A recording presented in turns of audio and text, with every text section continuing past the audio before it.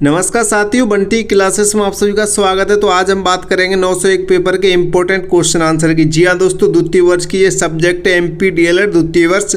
आपकी जो subject name है वो है संज्ञान, अधिगम और बाल विकास। ठीक है, इस सब्जेक्ट का जो पेपर कोड होता है वो 901 होता है। सबसे पहले आपका जो पेपर होता है द्वितीय वर्ष वालों का वो यही होता है, संज्ञान, अधिगम और बाल विकास का होता है। ठीक है, तो आज इस क्लास में सबसे ज़्यादा जो इंपॉर्टेंट क्वेश्चन आंसर जो आने लायक है एग्जाम में, उन्हीं क्वेश्चन की बात करेंगे सरल और आसान भाषा में। ठीक है, आपको जल्दी एक ही बार में समझ में आ जाएंगे, ऐसे ऐसे क्वेश्चन आपको बताएंगे इतनी इजी लैंग्वेज में। ठीक है, भाषा में।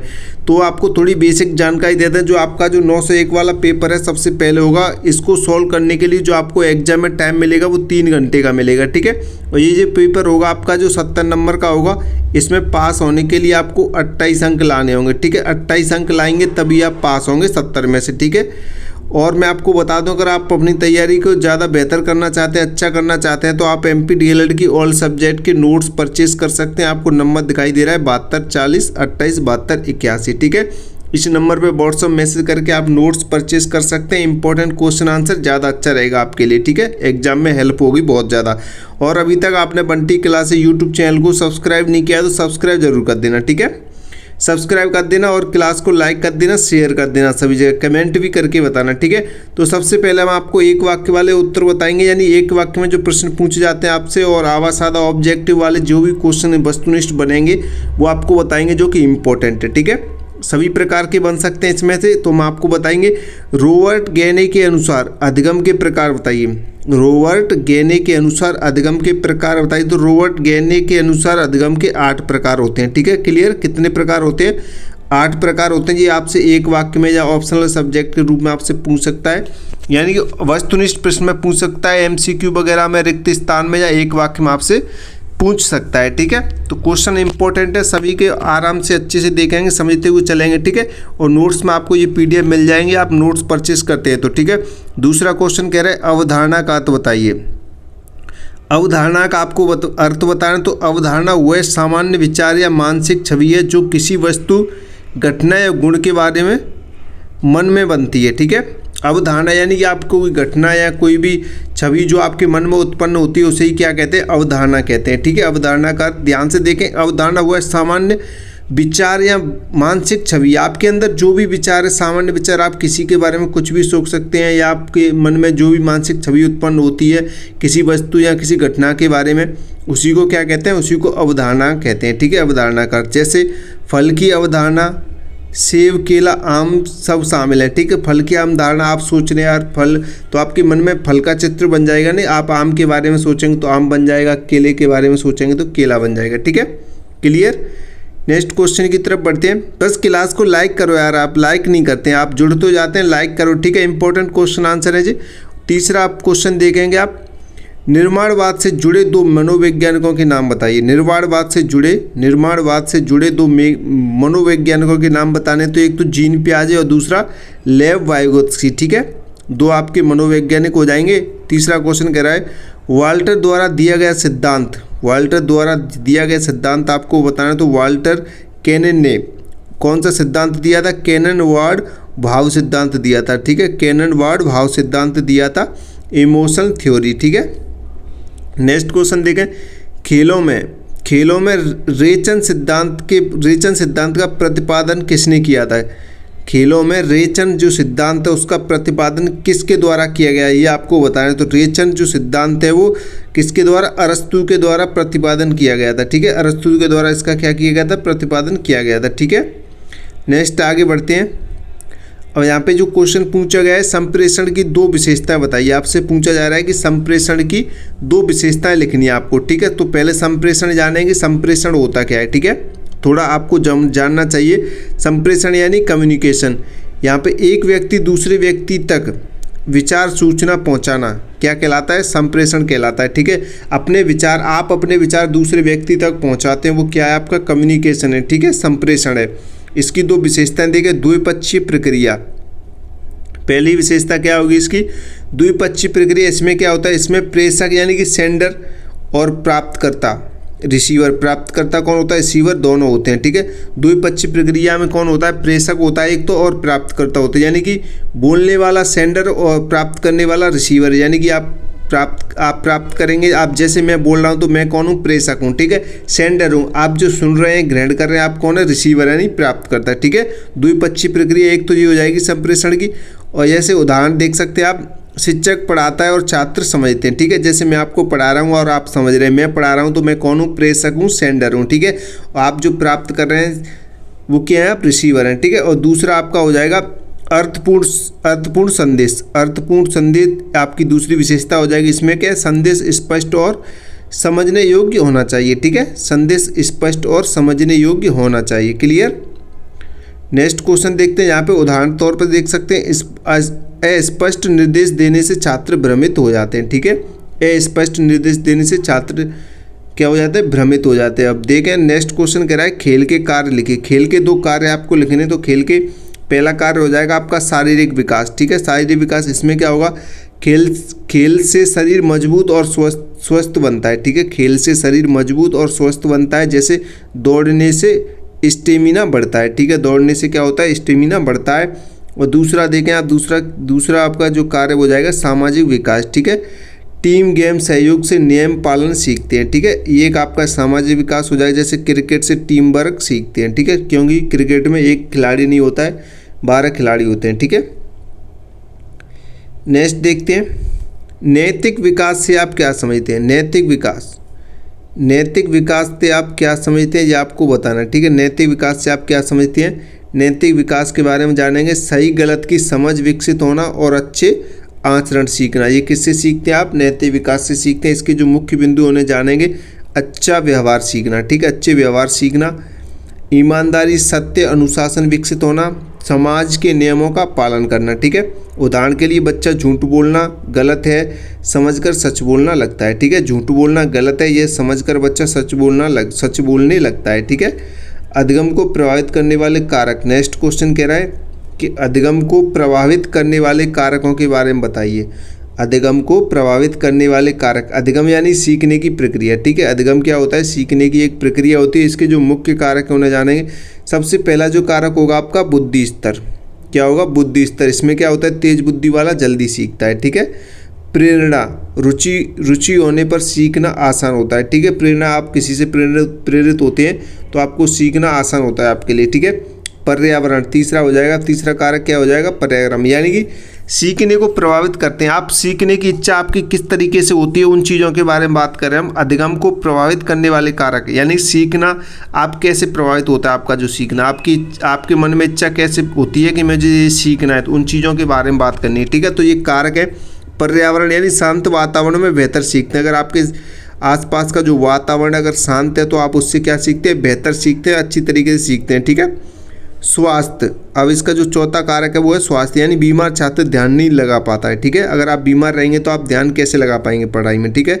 पांचवा यानी कि शिक्षण विधि, अच्छी विधि से समझ जल्दी आती है, ठीक है। अगर आप अच्छी विधि के अनुसार पढ़ते हैं तो आपको जल्दी समझ आती है। क्लियर।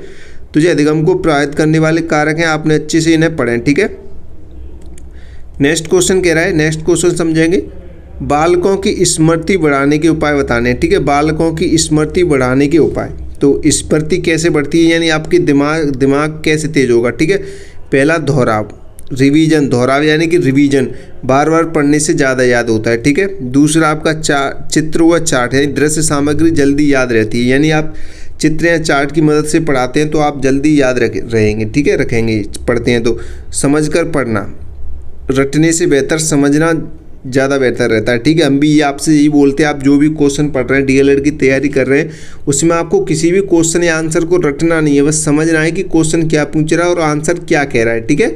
रटना नहीं है, अगर आप रटोगे तो भूल जाओगे, लिख नहीं पाओगे, समझ कर पढ़ोगे तो ज़्यादा बेटर रहेगा, ठीक है। चौथा उपाय देखेंगे, छोटे भागों में पढ़ाई। छोटे भागों में पढ़ाई यानी एक साथ ज़्यादा पढ़ने से भूल जाते हैं, आपको थोड़े थोड़े पढ़ना है, थोड़ा थोड़ा। अगर आप एक साथ पढ़ोगे तो भूल जाओगे, पढ़ नहीं पाओगे, ठीक है। खेल आधारित सीखना, यानी मज़ेदार गतिविधि से याददाश्त बढ़ती है, ठीक है। मज़ेदार गतिविधि से याददाश्त बढ़ती है, यानी खेल आधारित सीखना, ठीक है। और नेक्स्ट क्वेश्चन देखते हैं। नेक्स्ट क्वेश्चन क्या कह रहा है, चिंतन के उपकरण या साधन बताइए। चिंतन के उपकरण या साधन है। चिंतन सोचने की मानसिक प्रक्रिया होती है। चिंतन क्या होता है, चिंतन सोचने की मानसिक प्रक्रिया होती है। इसके जो मुख्य साधन है वो कौन कौन से, सबसे पहले भाषा, विचार व्यक्त करने का माध्यम होता है भाषा, ठीक है। कल्पना, नए विचार बनाना, और अनुभव, पुराने अनुभव से निर्णय लेना, ठीक है। प्रतीक चिन्ह की बात करें तो गणित के चिन्ह आदि सोच में मदद करते हैं, ठीक है। क्लियर। तो इस चिंतन के उपकरण या साधन है, आप इन्हें याद कर सकते हैं, अच्छे से समझ सकते हैं। अब नेक्स्ट देखते हैं, ब्रूनर के सिद्धांत का शिक्षा में योगदान बताना, ठीक है। ब्रूनर के सिद्धांत का शिक्षा में योगदान ये आपको बताना है। तो ब्रूनर यानी कि प्रसिद्ध मनोवैज्ञानिक हैं, ठीक है। ब्रूनर कौन है? प्रसिद्ध मनोवैज्ञानिक हैं। तो इनका योगदान क्या है शिक्षा में, वो आपको बताना है, ठीक है। तो खोज आधारित अधिगम, ब्रूनर के सिद्धांत का शिक्षा में योगदान बताएं तो पहला योगदान क्या है? खोज आधारित अधिगम, यानी कि छात्र स्वयं खोज कर सीखते हैं, ठीक है। इसमें क्या करते हैं? छात्र स्वयं खोजते हैं और उसे ही सीखते हैं, ठीक है। दूसरा आपका हो जाएगा स्पाइरल पाठ्यक्रम, यानी विषय को बार बार बढ़ती कठिनाइयों के साथ पढ़ाना, ठीक है। विषय को बार बार बढ़ती कठिनाइयों के साथ पढ़ाना, ठीक है। इसमें तीसरा आपका हो जाएगा क्रियात्मक अधिगम, यानी करके सीखना, ठीक है। करके सीखना सबसे अच्छा होता है, ठीक है। रुचि आधारित शिक्षा, यानी बच्चों की रुचि अनुसार पढ़ाना, ठीक है। जिस बच्चों को इंटरेस्ट हो उसी अकॉर्डिंग आप पढ़ाएंगे तो ज़्यादा बेटर रहेगा, बच्चे जल्दी सीखेंगे, ठीक है। चलिए नेक्स्ट क्वेश्चन देखते हैं। उदाहरण के तौर पर आप ये देख सकते हैं, विज्ञान प्रयोग खुद करके बच्चा सिद्धांत जल्दी समझता है, ठीक है। विज्ञान प्रयोग खुद करके बच्चा जल्दी सिद्धांत को सीखता है, ठीक है। अब नेक्स्ट क्वेश्चन देखते हैं। नेक्स्ट क्वेश्चन कह रहा है व्यवहार से क्या आशय है, ठीक है। व्यवहार से क्या आशय जो आपको बताना है, तो व्यवहार से आशय व्यक्ति की किसी भी परिस्थिति में की गई क्रिया, प्रतिक्रिया या आचरण से है, ठीक है। व्यवहार से आशय क्या है? व्यवहार वो होता है जो आप किसी भी समय परिस्थिति में जो प्रक्रिया करते हैं, जो आपका आचरण है वही क्या आपका व्यवहार है, ठीक है। यानी व्यवहार से आशय व्यक्ति की किसी भी परिस्थिति में की गई क्रिया, प्रतिक्रिया या आचरण से है, ठीक है। जैसे शिक्षक के आने पर खड़ा होना, ये क्या है आपका व्यवहार ही तो है, शिक्षक को आप सम्मान दे रहे हैं, ठीक है। ये आपका क्या है? व्यवहार, ठीक है। अधिगम के 4 विशेषताएं लिखिए, अधिगम की 4 विशेषताएं आपको लिखनी है, ठीक है। तो अधिगम की कौन कौन सी 4 विशेषताएं आप लिख सकते हैं? आप कोई सी भी लिख सकते हैं। अधिगम की 4 विशेषताएं यानी कि सीखने की 4 विशेषताएं आपको लिखनी है। अधिगम यानी कि सीखना, ठीक है। तो आप लिख सकते हैं, सबसे पहले हम यहाँ पे लिखे हैं व्यवहार में परिवर्तन। सीखने से व्यवहार में क्या आता है? परिवर्तन आता नहीं। सीखने से व्यक्ति के व्यवहार में क्या आता है? बदलाव आता है, ठीक है। स्थायी होता है। सीखना क्या होता है? स्थायी होता है, यानी अधिगम अस्थायी नहीं बल्कि टिकाऊ परिवर्तन लाता है, ठीक है। अधिगम कैसा? आप जो भी कुछ सीखते हैं वो कैसा होता है? स्थायी होता है, ठीक है। और आप जो भी इससे क्या होता है? आपके सीखने से क्या होता है? परिवर्तन आता है, यानी बदलाव आता है। अनुभव आधारित अधिगम, तीसरा हो जाएगा आपका अनुभव आधारित अधिगम, यानी कि अभ्यास और अनुभव से सीखना होता है। इसमें क्या होता है? अभ्यास और अनुभव से सीखना होता है। चौथा देखेंगे उद्देश्यपूर्ण होता है। ये उद्देश्यपूर्ण यानी सीखना हमेशा किसी लक्ष्य या ज़रूरत से जुड़ा होता है। सीखना, आप क्यों सीख रहे हैं? आपका एक गोल है ना कि मैं डीएलएड अच्छे नंबर से पास कर सकूं, इसलिए तो आप ये क्लासेस देख रहे हैं, सीख रहे हैं, ठीक है। याद रखने योग्य ट्रिक आप यहाँ पे, यानी परिवर्तन, स्थायित्व, अनुभव, उद्देश्य, ठीक है। आप ये लिख सकते हैं। नेक्स्ट क्वेश्चन देख के, नेक्स्ट क्वेश्चन कह रहा है सूचना एवं संप्रेषण उपागम की शैक्षिक उपयोगिता लिखिए। सूचना एवं संप्रेषण उपागम की शैक्षिक उपयोगिता लिखिए, यानी आईसीटी। मैं आपको बता दूं, आईसीटी का कभी फुल फॉर्म भी पूछ लेता है, तो आप ध्यान रखें, इंफॉर्मेशन एंड कम्युनिकेशन टेक्नोलॉजी, ठीक है, का शिक्षा में महत्व। आईसीटी का शिक्षा में महत्व आपको बताना है, ठीक है। तो यानी पढ़ाई को रोचक और दृश्यात्मक बनाता है क्या? वीडियो स्मार्ट क्लास, ठीक है। दूरस्थ शिक्षा संभव बनता है, यानी ऑनलाइन क्लास किससे? आईसीटी थे। तो आईसीटी का महत्व है सूचना एवं संप्रेषण उपागम की शैक्षिक उपयोगिता के बारे में हम लिख रहे हैं, महत्व लिख रहे हैं, ठीक है। छात्र अपनी गति से सीखते हैं और ज्ञान के स्रोत बढ़ते हैं, जैसे इंटरनेट, ई बुक वगैरह, ठीक है। क्लियर। नेक्स्ट क्वेश्चन देखते हैं, और एक और पॉइंट है उसी का, ये शिक्षक छात्र संवाद आसान होता है। ऑनलाइन क्लास में छात्र घर बैठे लाइव लेक्चर सुन सकते हैं, जैसे आप अभी देख रहे हैं, ठीक है, लाइव लेक्चर सुन रहे हैं, ठीक है। क्लियर। और भाई लाइक कमा रहे हैं, आपने लाइक नहीं किया है क्या? सेकंड ईयर में कम स्टूडेंट है यार, सेकंड ईयर वाले तो बहुत स्टूडेंट हैं, उनको सभी को शेयर करो, क्लास में इंपॉर्टेंट क्वेश्चन आंसर चल रहे हैं, और लाइक करो। सेकंड ईयर वाले स्टूडेंट लाइक नहीं करते हैं, और नोट्स वगैरह परचेस करो, फाइनल ईयर है आपका, नोट्स के लिए मैं आपको नंबर नोट करा देता हूँ भाई, फाइनल ईयर है, आपको अच्छा स्कोर करना है, नहीं तो अब दिक्कत हो सकती है आपको। नंबर नोट कर लो, 72 40 28 72 81, ये व्हाट्सअप नंबर है। नंबर नोट करके नोट्स परचेस कर लो, नहीं तो प्रॉब्लम हो सकती है, आपकी परसेंटेज वगैरह कम रहती है तो ठीक है, कम परसेंटेज बन जाएगी। फाइनल ईयर में तो ये अच्छी खासी परसेंटेज बननी चाहिए, ठीक है, सब लोग फाइनल में ही बनाते हैं अच्छी परसेंटेज। और नेक्स्ट क्वेश्चन देखते हैं, नेक्स्ट क्वेश्चन क्या कह रहा है, वहिष्करण या पृथक्करण का अर्थ बताना है, ठीक है। वहिष्करण और या पृथक्करण से क्या आशय आपको लिखना है, तो क्या आशय आपको बताना है। यानी वहिष्करण का अर्थ है किसी व्यक्ति या समूह को जानबूझकर समाज या अवसर या गतिविधियों से अलग रखना। इससे व्यक्ति में थोड़ा हार्ड हो गया जी, मैं उपेक्षित और असमान महसूस करता है। जैसे मैं आपको यहाँ पे समझाऊँ, बहिष्करण का अर्थ होता है किसी व्यक्ति या समूह को जानबूझकर समाज या अवसर गतिविधियों से अलग करना, ठीक है। समाज से किसी व्यक्ति को आप अलग कर दो, यानी उसका बहिष्करण कर दिया गया है, ठीक है। क्लियर, इतना समझ लीजिए आप, बस इतना ही है। इससे व्यक्ति उपेक्षित या असमान महसूस करता है। आप किसी को समाज से अलग कर देते हैं तो वो असमान महसूस करेगा, उसे बुराई लगेगा, ठीक है। तो ये आप ये लिख सकते हैं बहिष्करण या पृथक्करण। बहिष्करण या पृथक्करण अलग करना होता है, ठीक है। क्लियर, इतना समझें। खेल की कोई दो विशेषताएं लिखिए, खेल की कोई एक परिभाषा लिखनी है, परिभाषा लिखिए, ठीक है। खेल ऐसी शारीरिक या मानसिक गतिविधि है जो नियमों के अनुसार खेली जाती है, बिल्कुल सही बात है। आनंद देती है, स्वस्थ कौशल अनुशासन तथा टीम भावना का विकास करती है, ठीक है। क्लियर, क्या करती है जी, स्वस्थ कौशल अनुशासन या टीम भावना का विकास करती है। आनंद देता है खेल, ठीक है। खेल ऐसी शारीरिक मानसिक गतिविधि है जो नियमों के अनुसार खेली जाती है, आनंद देती है, स्वास्थ्य और कौशल अनुशासन तथा टीम भावना का विकास करती है, ठीक है। सरल इजी भाषा में क्वेश्चन आंसर है, आप इन्हें एक बार पढ़ेंगे, लेकिन अगर आप बुक्स वगैरह से पढ़ेंगे तो आपको समझ नहीं आएगा इन्हीं क्वेश्चनों का आंसर, क्योंकि वहाँ पे हार्ड लैंग्वेज यूज करी गई है। नेक्स्ट क्वेश्चन देखें, नेक्स्ट क्वेश्चन कह रहा है समूह गतिकी। समूह गतिकी की अवधारणा स्पष्ट कीजिए, ठीक है। समूह गतिकी की अवधारणा आपको स्पष्ट करनी है। समूह गतिकी का अर्थ है समूह के सदस्यों के व्यवहार, संबंध और पारस्परिक प्रभावी का अध्ययन यह बताती है कि लोग समूह में कैसे सोचते हैं, निर्णय लेते हैं और कार्य कैसे करते हैं, ठीक है। समूह गतिकी क्या होती है, एक समूह के सदस्यों के व्यवहार, संबंध और पारस्परिक प्रभाव का अध्ययन होता है, ठीक है। इसमें क्या होता है, व्यवहार, संबंध, पारस्परिक प्रभावों का अध्ययन, और यह बताती है कि जो समूह होता है उसमें जो लोग कैसे सोचते हैं, निर्णय कैसे लेते हैं और कार्य कैसे करते हैं, ठीक है। ये क्या है, समूह गतिकी है।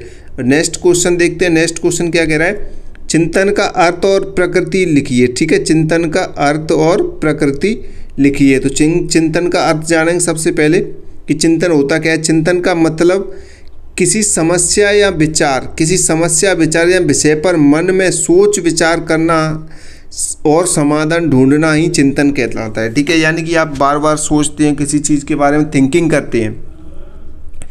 थिंकिंग करना, सोचना ही क्या कहलाता है, सोच विचार। आपके मन में जो भी विचार है आप उसी के बारे में सोचते रहते हैं, तो वही तो चिंतन है, ठीक है। अब इसकी प्रकृति की बात करें, यानी कि मानसिक प्रक्रिया। पहली जो प्रकृति है इसकी, जो मानसिक प्रक्रिया, यानी कि ये दिमाग में होने वाली क्रिया है। मानसिक प्रक्रिया ये दिमाग में होने वाली क्रिया है। आप सोचते हैं, दिमाग से ही सोचते हैं, उद्देश्यपूर्ण। यानी चिंतन हमेशा किसी लक्ष्य या समस्या के समाधान के लिए होता है। आप यहाँ आपके सामने कोई समस्या आ गई तो आप उसके बारे में सोचेंगे, चिंतन करेंगे, यार मुझे ये समस्या कैसे सॉल्व करनी है, ठीक है।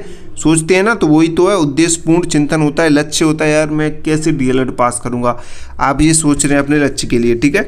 क्लियर, सारे क्वेश्चन आंसर आपको समझ में आ रहे होंगे। बस आप क्लास को लाइक करें, ज़्यादा बेटर रहेगा, ठीक है। उद्देश्यपूर्ण समाधान के लिए होता है 3 पॉइंट। तीसरा पॉइंट देखेंगे रचनात्मक, यानी कि इसमें नए विचार और समाधान उत्पन्न होते हैं चिंतन से। तार्किक चिंतन, यानी चिंतन में कारण और परिणाम का संबंध समझा जाता है, ठीक है। अनुभव आधारित, इसमें यह व्यक्ति के ज्ञान और अनुभव पर निर्भर करता है, ठीक है। चिंतन आपके ज्ञान और निर्भर करता है, ठीक है।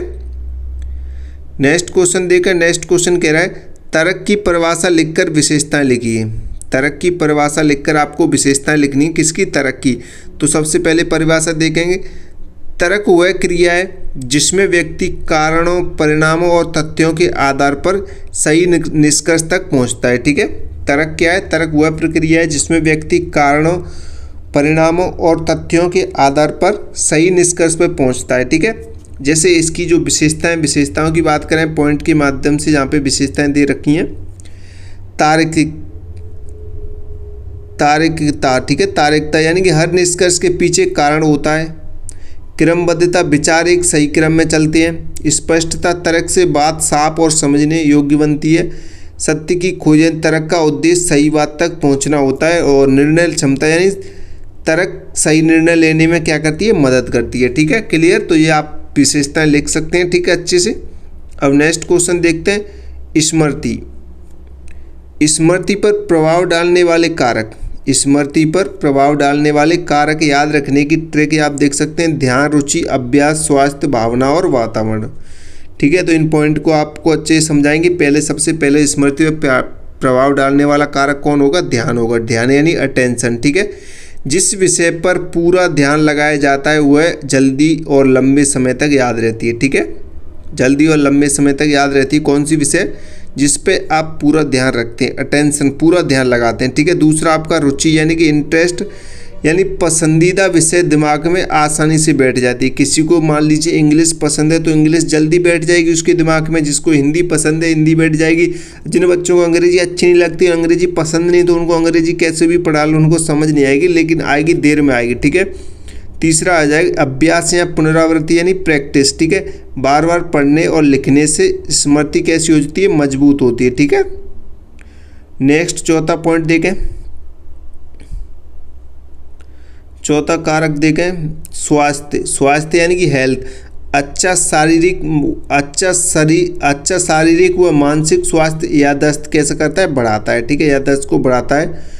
भावनात्मक स्थिति यानी कि इमोशन, यानी खुशी, डर या तनाव जैसी भावना स्मृति को क्या करती हैं? प्रभावित करती हैं। ठीक है, पर्यावरण यानी कि इन्वायरमेंट, यानी शांत, साफ और अनुकूल वातावरण में पढ़ी बातें ज़्यादा याद रहती हैं। ठीक है, समझ यानी कि अंडरस्टैंडिंग, रटने की बजाय समझकर पढ़ने से जानकारी कैसी होती है? स्थायी होती है। ठीक है, नींद, स्लीप यानी पर्याप्त नींद लेने से सीखी हुई बातें दिमाग में अच्छी तरह सुरक्षित रहती हैं। ठीक है, क्लियर?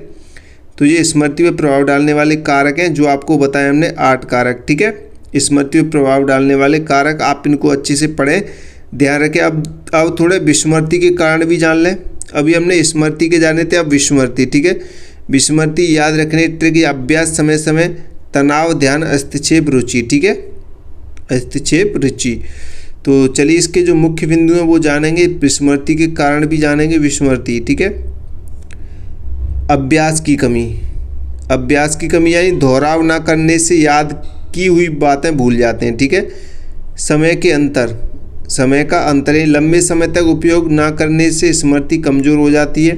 यानी आप अभी पढ़ रहे हैं, फिर 10-8 दिन के लिए छोड़ दो, आपने जो पढ़ाया आप उसे भूल जाओगे। ठीक है, ध्यान का अभाव, ध्यान से ना पढ़ने पर जानकारी सही तरह से दिमाग में दर्ज नहीं होती। आप क्लास तो देख रहे हैं लेकिन आप फोकस नहीं कर रहे हैं कि मैं क्या पढ़ा रहा हूँ। क्या आप सुन रहे हैं मेरी बात को अच्छे से? जो मैं अंडरलाइन कर रहा हूँ लाइन को, क्या आप उन्हें अपने मन में पढ़ते हैं, सुनते हैं? अगर आप सही ध्यान से सुनते हैं तो ठीक है, नहीं सुनते हैं तो आपको सही जानकारी नहीं मिल पाएगी। ठीक है, अच्छे से आप पढ़ नहीं पाओगे।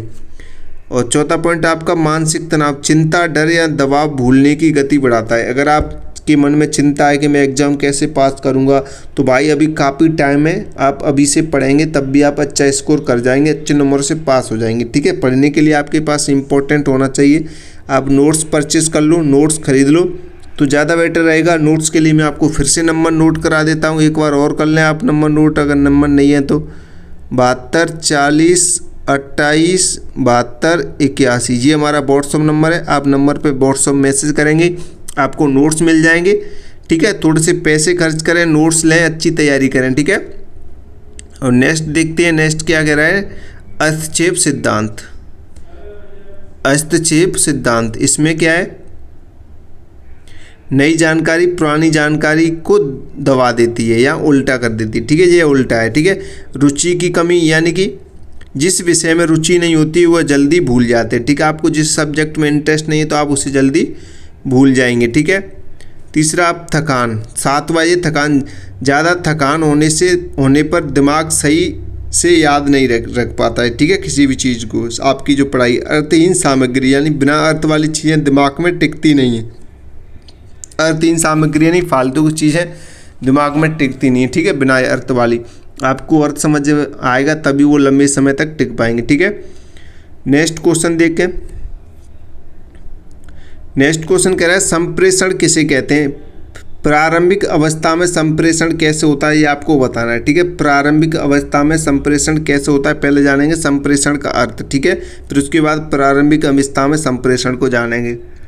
तो सबसे पहले संप्रेषण का अर्थ जानेंगे। संप्रेषण वह प्रक्रिया है जिसमें एक व्यक्ति किसी माध्यम के द्वारा अपने विचार, भावनाएं, जानकारी या अनुभव दूसरे व्यक्ति तक पहुंचाता है और दूसरा व्यक्ति उसे समझता है तथा प्रतिक्रिया देता है, उसे क्या कहते हैं, संप्रेषण कहते हैं।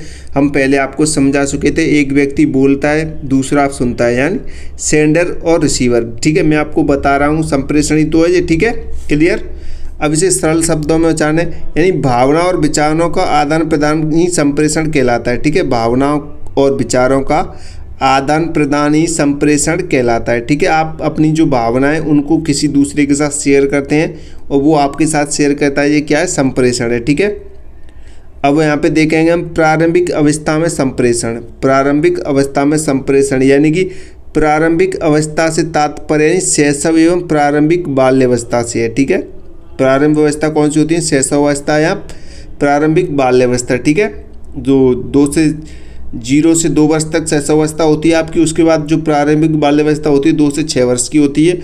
इस अवस्था में बच्चा बोलने में सक्षम नहीं होता है, ठीक है। जो शैशवावस्था होती है इसमें बच्चा क्या है, बोलने में सक्षम नहीं होता है, यानी बोल नहीं पाता है, फिर भी वह अनेक आभाषिक तरीका से संप्रेषण करता है, ठीक है, नॉन वर्बल करता है, ठीक है। कैसे, समझिए कैसे संप्रेषण करता है बच्चा। जो छोटे होते हैं बच्चे, प्रारंभिक संप्रेषण के प्रमुख रूप, ठीक है, कैसे करता है बच्चा संप्रेषण, रोकर, यानी शिशु भूख, दर्द, थकान या असुविधा को रोकर व्यक्त करता है। कैसे करता है, रोकर व्यक्त करता है। यह संप्रेषण का पहला और प्रमुख साधन है, कौन सा, रोना, ठीक है। बच्चे को भूख लगेगी तो वो रोएगा किसी भी कार्य को, तो कैसे संप्रेषण कर रहा है, मम्मी कैसे समझेगी कि बच्चा रो रहा है, उसे भूख लग रही है, ठीक है, तभी उसे दूध पियाएगी, ठीक है। दूसरा आपका हो जाएगा मुस्कुराना। खुशी, अपनापन और संतोष को दर्शाता है बच्चा मुस्कुरा कर, ठीक है। माता पिता से भावनात्मक संबंध बनाता है, ठीक है, क्लियर। तीसरा आप देखें ध्वनियाँ निकालना, कूकना, बबलिंग, यानी बोलने की प्रारंभिक तैयारी। बच्चा बोलता है ना, धीरे धीरे भाषा विकास की नींव, ठीक है।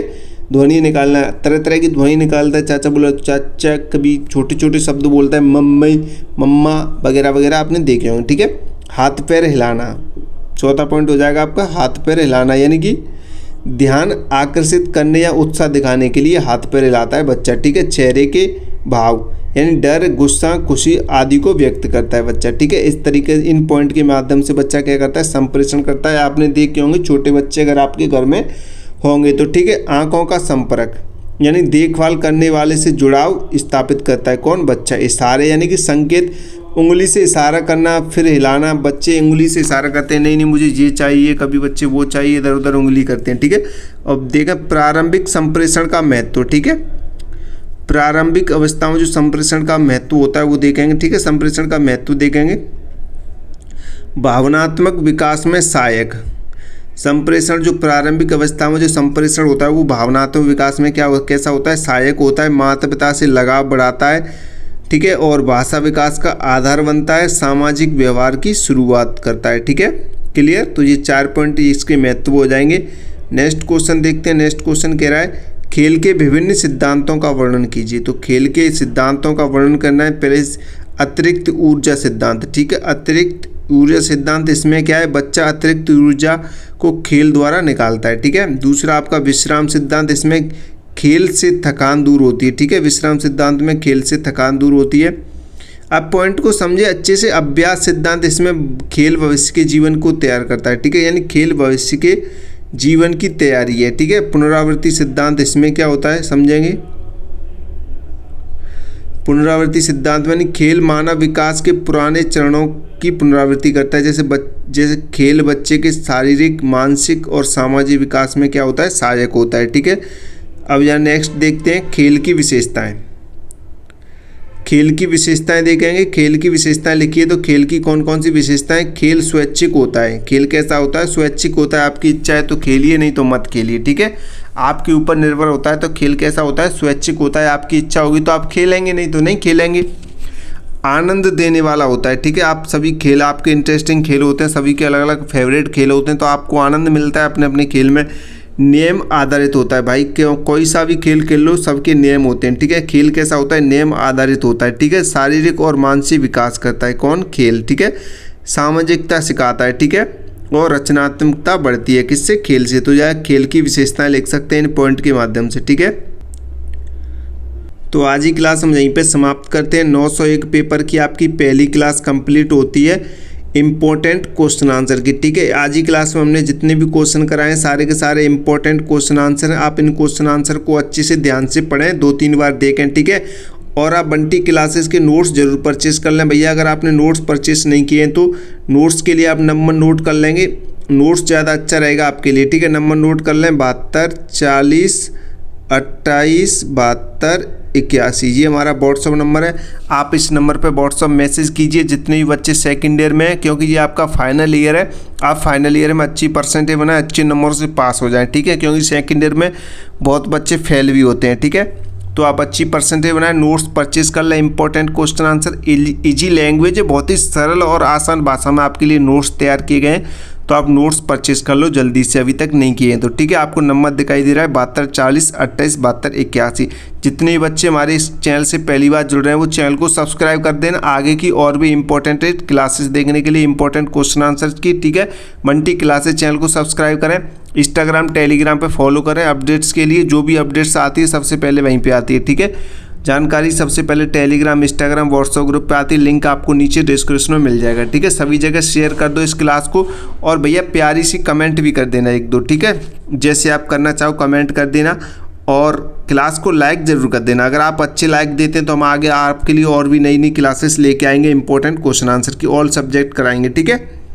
और चैनल को सब्सक्राइब कर दो अभी तक नहीं किया जितने भी नए स्टूडेंट हैं। तो मिलते अगली नई क्लास में। जय हिंद, जय भारत।